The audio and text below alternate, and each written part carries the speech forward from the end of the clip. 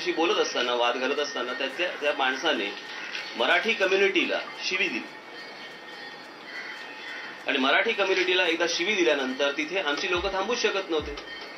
का शांत उभे राहणार का तिकडे? आणि त्याच्यानंतर जो घडला तो प्रसंग सगळा आपल्या समोर आहे. आणि मग मी ज्यावेळेला म्हटलं की असा जर परत प्रसंग जर घडला तर परत तेच होईल. महाराष्ट्रामध्ये मराठी लोकांचा मान हा राखला गेलाच पाहिजे. फक्त महाराष्ट्रात नाही म्हणत, प्रत्येक राज्यामध्ये जिकडे जिकडे जी लोक आहेत त्यांचा त्या ठिकाणच्या लोकांचा मान हा बाहेरून येणाऱ्या माणसांनी तिथे राखलाच पाहिजे. यात गैर कोणती गोष्ट बोललो मी. बरं, त्याच्यानंतर मी हे एवढं बोलल्यानंतर देखील मी काल परत भाषण मी बघत होतो माझं, आणि त्याच्यामध्ये मी हेही म्हटलेलं आहे की आपण इतरांना दोष देण्यापेक्षा आपण काय केलंय महाराष्ट्रामध्ये आणि मुंबईमध्ये हेही पाहणं आवश्यक आहे. आज आपण मुंबईची वाट लागली म्हणतो, पुण्याची वाट लागली म्हणतो, या शहरांचा बकालपणा आला म्हणतो, शहरांमध्ये हे प्रॉब्लेम्स वाढले म्हणतो, शहरांमध्ये लोंढे मोठ्या प्रमाणावर आले, झोपडपट्ट्या आल्या किंवा इतर ज्या काही गोष्टी झाल्या, हे सगळं सांभाळणारी माणसं कोण होती? नगरसेवक मराठी, आमदार मराठी, खासदार Marathi, ward officer Marathi, ration card officer Marathi, RT officer Marathi, ते सगळे मराठी असताना मग इतरांना दोष देण्यात काय अर्थ आहे? असं माझं संपूर्ण भाषण असताना त्याच्यामधला फक्त बिहाऱ्यांचा मुद्दा फक्त कटपेस्ट करायचा आणि तेवढाच फक्त सतत दाखवत राहायचा आणि लोकांना सांगत राहायचा. यातनं काय मिळालं मला माहित नाही. परंतु आजही माझ्याकडे ते अख्खच्या अख्खं भाषण आहे आणि ते मी अख्खच्या अख्खं भाषण मी तुम्हाला दाखवू शकतो. अर्थात मी तुम्हाला दाखवायला काय तुमच्याकडे असेलच तेच. आणि दुसरी गोष्ट, महाराष्ट्रामध्ये मराठी भाषा, मराठी संस्कृती, मराठी साहित्य आणि ह्या सगळ्या गोष्टींबद्दल जर माझा पक्ष जर समजा काम करणार असेल तर त्यात गैर काय? मी पहिल्यांदा सांगितलं, इतर कोणाची अवहेलना करून कोणाला मारून हा प्रश्न सुटणार नाहीये. तो मराठी लोकांना सोडवावा लागेल. आणि मराठी भाषेची किंवा मराठी संस्कृतीचं जर समजा काही त्याला वरती आणायचं असेल किंवा वरती आणण्यापेक्षा त्याला जर मोठं अजून करायचं असेल तर ह्याचं काम मराठी माणसानेच केलं पाहिजे. त्या प्रत्येक राज्यामध्ये आपापली भाषा आणि आपापली संस्कृती टिकवण्यासाठी त्या राज्यातली लोक काम करत असतात. तसं महाराष्ट्रामध्ये पण होणं आवश्यक आहे आणि याच्यासाठी माझा पक्ष काम करेल. यात गैर काय? सो मला काही वाटत नाही याच्यामध्ये मी काही त्यातनं काही गैर माझा उद्देश होता किंवा मी काही गैर बोललो. परंतु त्याचबरोबर ही गोष्ट आहे, आज मुंबईमध्ये राहणारे किंवा पुण्यामध्ये राहणाऱ्या आज अनेक लोकांना, मग ते मराठी असतील, गुजराती असतील, मारवाडी असतील, जैन असतील, इतर कोणी असतील, या लोकांना आज बिहारमधनं आलेले किंवा उत्तर भारतातनं आलेले अनेक आज रिक्षावाले, टॅक्सीवाले, तुमचे फेरीवाले यांच्याकडनं ज्या पद्धतीची किंवा ज्या प्रकारची वागणूक मिळते ती वागणूक देखील त्यांच्याकडनं मिळता कामा नये ही देखील माझी अपेक्षा आहे आणि त्यात काहीही गैर नाही. वर्षानुवर्ष इथे राहणारी जी लोक आहेत, आज माझा स्वतःचा मित्र हा गुप्ता आहे, उत्तम मराठी बोलतो, साने गुरुजी महाविद्यालयामध्ये शिकलेला आहे. आमच्यामध्ये कधी वाद होत नाही या गोष्टींचा. परंतु या सगळ्या ठिकाणी आज लोकांकडनं ज्या पद्धतीच्या कंप्लेंट्स येत असतात, आम्हाला लोक ज्या पद्धतीने सांगत असतात, कधी वर्तमानपत्रांमध्ये येतात, कधी आमच्याकडे सरळ येतात, आणि ह्या कंप्लेंट्सना जर समजा काहीच उत्तर मिळणार नसेल, काहीच होणार नसेल तर काय करायचं?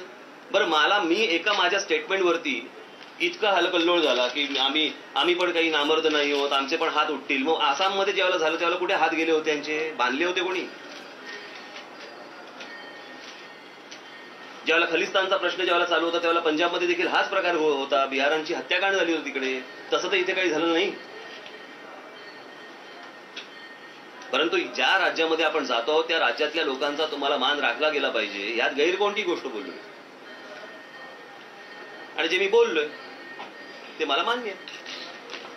आप किसकी तरफ हो? भूमिपुत्र का सम्मान होना चाहिए या सबको साथ में लेके जाना? देखिए, मैं महाराष्ट्र का हूं.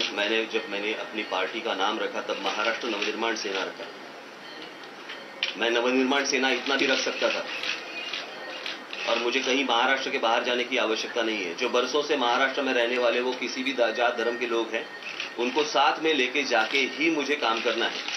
लेकिन जिस तरह का बर्ताव उनसे अपेक्षित है उस तरह का बर्ताव उनसे नहीं होता. और ये मुझे आप जब पूछ रहे हैं तो आप कैमरा बंद होने के बाद आप भी मेरे साथ यही बोलेंगे कि आप तब बराबर बोल रहे हैं. खामगांव में किसी ने गाली नहीं दी थी, वहां पे किसी ने? ये तो रिएक्शन आएंगी ना.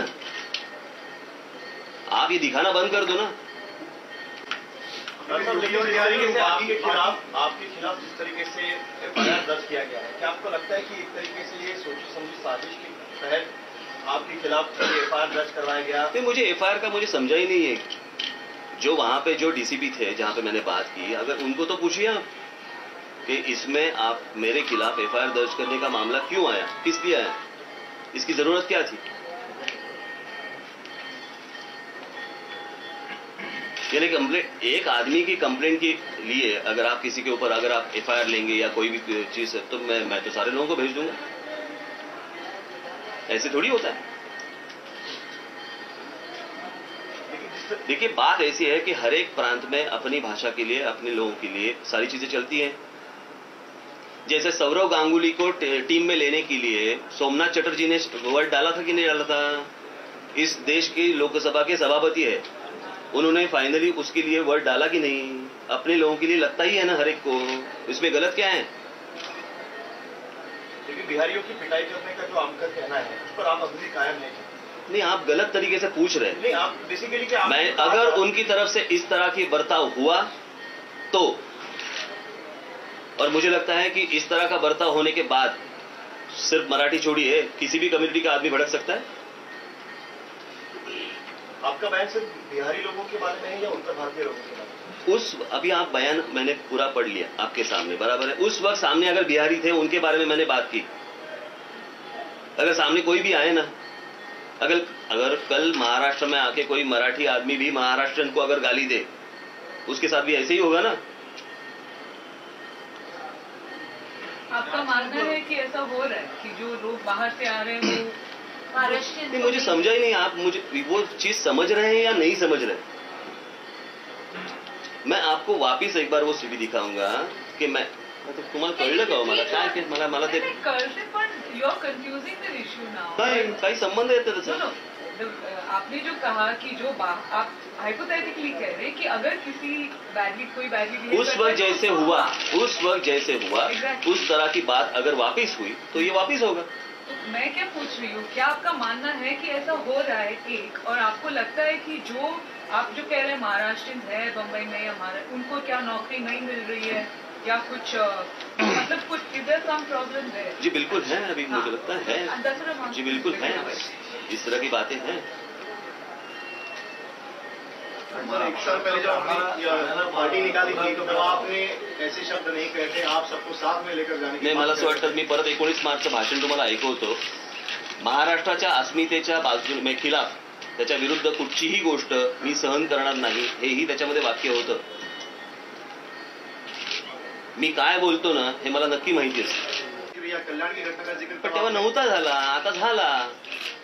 तुम्ही म्हणजे त्याचा संदर्भ जर तुम्ही लक्षात घेतला तर मी म्हणतो की मराठी माणसाने इतरांच्या कोणाच्याही कानाखाली आवाज काढून मराठी माणसाचा उत्कर्ष होणार नाही, हे ज्यावेळेला मी बोलतो त्यावेळेला तुम्ही मला हा प्रश्न विचारता की मग त्यावेळेचं ते काय होतं। आता परत मला बोलायला लावू नका। आता मी बरोबर बोलतोय मी?